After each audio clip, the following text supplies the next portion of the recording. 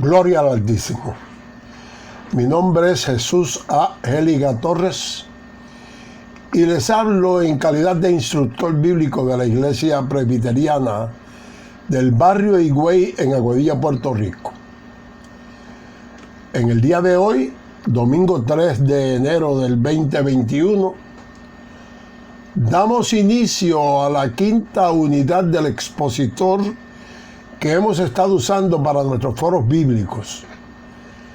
Esta es la lección número 18 y lleva por título Inspírate en la palabra de Dios. Y para su exposición usaremos los versos de 2 de Timoteo capítulo 3, 14 hasta el versículo 2 del capítulo 4. Y como es de costumbre, la hermana Milda González Matos dará lectura a los versos asignados. Leemos en el nombre del Señor, 2 de Timoteo, desde el capítulo 3, versículo 14 al 17, y del capítulo 4, versículos 1 y 2. Pero persiste tú en lo que has aprendido y te persuadiste, sabiendo de quién has aprendido, y que desde la niñez has sabido las sagradas escrituras, las cuales te pueden hacer sabio para la salvación por la fe que es en Cristo Jesús. Toda la escritura es inspirada por Dios y útil para enseñar, para redarguir, para corregir, para instruir en justicia, a fin de que el hombre de Dios sea perfecto, enteramente preparado para toda buena obra. Te encarezco delante de Dios y del Señor Jesucristo, que juzgará a los vivos y a los muertos en su manifestación y en su reino. Que prediques la palabra, que instes a tiempo y fuera de tiempo, redarguye, reprende, exhorta con toda paciencia y doctrina. Sea el Señor añadiendo bendiciones a su palabra. Amén. Las dos epístolas de Pablo a Timoteo, al igual que la que escribiera a Tito, forman un grupo peculiar en el epistolario paulino. Previo al siglo XVIII eran llamadas epístolas pontificiales y posteriormente fueron llamadas cartas pastorales. Y cuando las estudiamos, vemos que están muy relacionadas entre sí, por el contenido, por la forma y por las circunstancias históricas que le dan origen a las mismas. Como sabemos, todas las epístolas paulinas son inspiradas y forman parte del Nuevo Testamento. Generalmente, el apóstol busca con sus cartas el bien y la instrucción de las comunidades cristianas. Pero las epístolas pastorales no son escritas para las comunidades, sino más bien para los pastores que las dirigen, dándoles instrucciones para el mejor ejercicio de su ministerio. En estas cartas pastorales, más que precisar el contenido del mensaje cristiano, Pablo recuerda a estos pastores la obligación de conservar este mensaje totalmente íntegro, y es por ello que lo defiende de los falsos maestros y de los llamados falsos profetas, a través de la orientación adecuada hacia la vida cristiana en la comunidad de los fieles. Leamos ahora los primeros versos de la lección, el 14 y el 15, y dicen así: Pero persiste tú en lo que has aprendido y te persuadiste, sabiendo de quién has aprendido, y que desde la niñez has sabido las sagradas escrituras, las cuales te pueden hacer sabio para la salvación por la fe que es en Cristo Jesús. El apóstol Pablo, después de considerar la apostasía que vendría en los postreros días. Exhorta a Timoteo a permanecer fiel frente a ella. Y para conseguirlo, le va a mostrar 2 puntos de qué agarrarse, que le habrán de ayudar a sostenerse en medio de una iglesia cambiante y a veces a la deriva. En la primera instancia, Pablo exhorta a Timoteo a considerar el aprendizaje obtenido del propio apóstol a lo largo de los años de colaboración entre ellos dos. Y en la segunda le anima a perseverar, en las Sagradas Escrituras, en las que había sido instruido desde muy pequeños, gracias a su abuela y a su madre. Y aunque el apóstol se presta para servir de ejemplo a Timoteo, no lo hace como un acto de vanidad, sino que su propósito es animar a Timoteo, mostrándole que pese a los grandes obstáculos que había encontrado en su ministerio, el Señor le había librado de todos ellos. Timoteo había estado al lado de Pablo por muchos años y sabía que su vida había estado totalmente dedicada al servicio de Cristo. De todos los colaboradores del apóstol, Timoteo parece haber sido el que había estado más personalmente ligado a él. Así que puede referirse brevemente a algunas de las circunstancias por las que habían pasado juntos, sin tener que dar más explicaciones, ya que Timoteo las había vivido junto a él y conocía los detalles de primera mano. Todo esto nos da una visión clara de cómo fue el discipulado de Pablo, el discipulado que había desarrollado con Timoteo. Como maestro no solo le había comunicado palabras e ideas, sino que completó su formación llevándole con él en su ministerio por las iglesias que el apóstol iba formando, dándole la oportunidad de aprender junto a él. Y ese es el costo personal que tiene el servicio a Cristo. Y ahora, una vez más, le vuelve a abrir su corazón con toda sinceridad y con toda transparencia para decirle que estas cosas nunca las debería olvidar. Reflexionando sobre este modelo de formación, hay que decir que fue el mismo modelo que usó nuestro Señor Jesucristo con sus discípulos.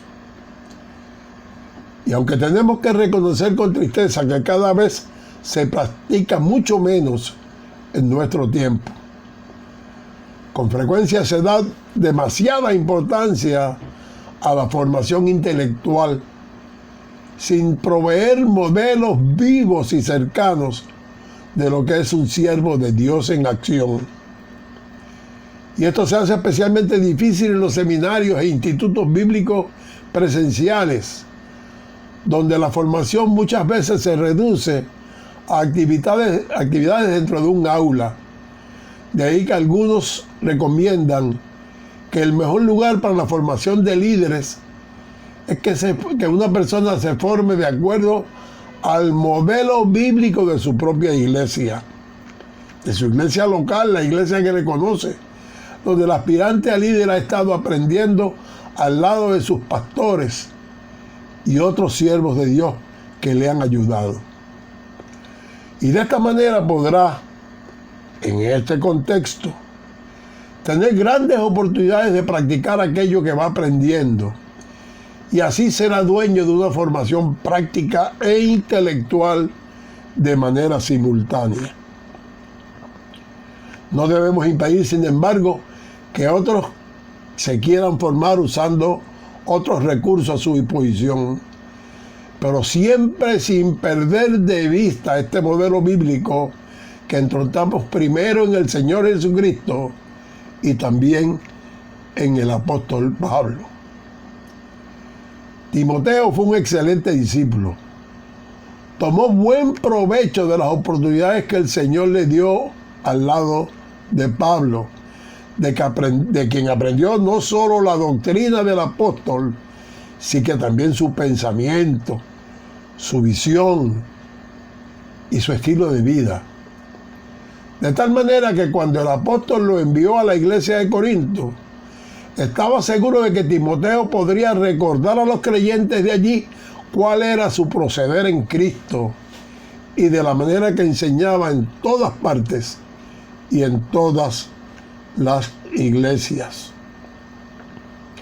Veamos ahora los capítulos que siguen, el 16 y el 17, y nos dicen: toda escritura es inspirada por Dios y útil para enseñar, para redarguir, para corregir, para instruir en justicia, a fin de que el hombre de Dios sea perfecto, enteramente preparado para toda buena obra.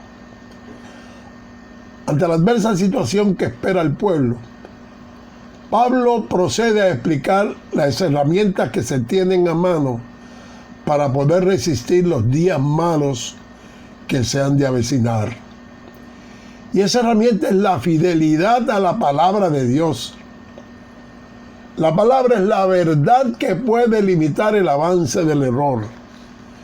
Es la luz que hace desaparecer las tinieblas. Timoteo podía poner toda su confianza en la inmutable palabra de Dios. Y para su propio beneficio, Timoteo no solo había conocido la palabra desde su infancia, sino que también había llegado a estar persuadido de su veracidad. Por lo tanto, aunque él viera como otros parecían prosperar con la enseñanza del error, él no iba a abandonar la verdad de las Escrituras para cambiarla por teorías y otras especulaciones humanas. Y para ser mucho más efectivo, Timoteo recordaba y sabía de quién había aprendido. Timoteo conocía bien la dignidad y el peso moral de quienes le habían enseñado la Escritura, la fiabilidad de quienes le habían comunicado la verdad, unido al contenido de la enseñanza recibida. Y eso afianzaba su confianza en las Escrituras. Cuando el contenido de lo que se enseña en la palabra de Dios y la vida de quien la enseña está en armonía con ella, entonces esto produce una confianza inamovible en aquel que está aprendiendo.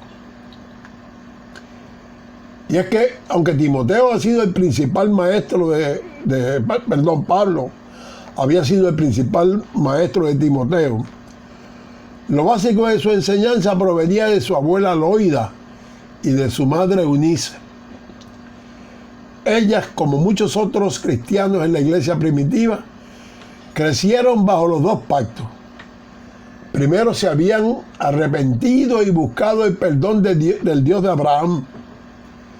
Y más tarde, cuando escucharon el Evangelio de Jesucristo, supieron que la gran promesa de la venida del Mesías Redentor que Dios había estado haciendo durante siglos se había cumplido en Jesús, e inmediatamente creyeron en Él como su Salvador y Señor.